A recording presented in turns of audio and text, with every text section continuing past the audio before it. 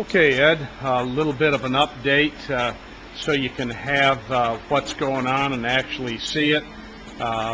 We have the radiator back, that's been redone. The engine is all together and everything is being bolted up and putting on the steering.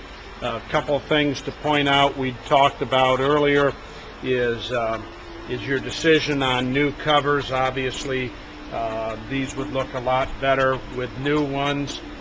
Just show you the whole wiring harness has been put in, going through pedals, and all interior components are starting to go back in. Windows and frames going back in. A couple of things Jim will need to talk to you about is the console. We have found used ones, reproductions aren't available for the center console. Of course, we all know this did not start out life as a 4-speed. We have gone ahead and fixed and corrected the right brackets and the side mountings and all the right pieces that had to be fabricated and done for the correct shift and for the mechanism to go in. So that is complete, and we'll be calling you, and Jim will be going over the console. I guess they're extremely hard to find. We did find one from a source, so we're going ahead with that. Rubber has all been replaced, new on the windows, and going in all over. Looks real good from there. As you can see, the wiring harness is being pulled through and being taken care of, and pieces ready for decisions on chrome and various pieces and the reproduction. So we're just now awaiting your next directions to go forward with that. All hinges, things going back on, so it's coming through. And I'll have Jim just go over a couple of things on the video to show you, Ed, and talk to you about what the decisions you need to make on the center console. We found the center console. It's $950 for a used one. They don't make a center console for this particular year yet. They're saying late of this year that they probably will have the molds and the forms done for it. But you know how that goes, you know, until it happens, you don't know. So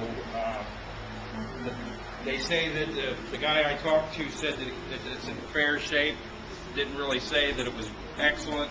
It's not a for show car. He said that he would probably put it in an everyday driver. And if Ed wanted also, that could be re-chromed, right, and done, depending on, so we could put it in. If Ed decides at a later time that he wants it show quality, that could be done at a later time, Jim? Right, but he's saying that it's probably going to be about $2,400 to have it re-chromed. Okay, great. Any other decisions that Ed needs? We're trying to get our next installment. What, from this point on, with Ed's next installment, will we get done with the car? Where's our forward direction? Well, we have a lot of stainless steel parts that are going on the car. I don't think we should buy them new. I think we should send them out and have them all repolished. I think if we buy them new, it's just, we're probably pretty much going to have, you know, just thin metal, and I don't think it's going to be stainless. It'll just be, you know, chrome hot metal. So the best value for Ed's money then is polishing. What I know what he's going to ask is what kind of cost. You got some sort of idea on that? I don't have an idea yet. Is some of that polishing can we do here? No, we don't have the capabilities to do it. So we need to send that out. Okay. Correct. For us to buy the machines, it's not really cost effective. Okay, but we can get it done for a good value for Ed, right, and he'll have a good looking product. I think we looked it all over.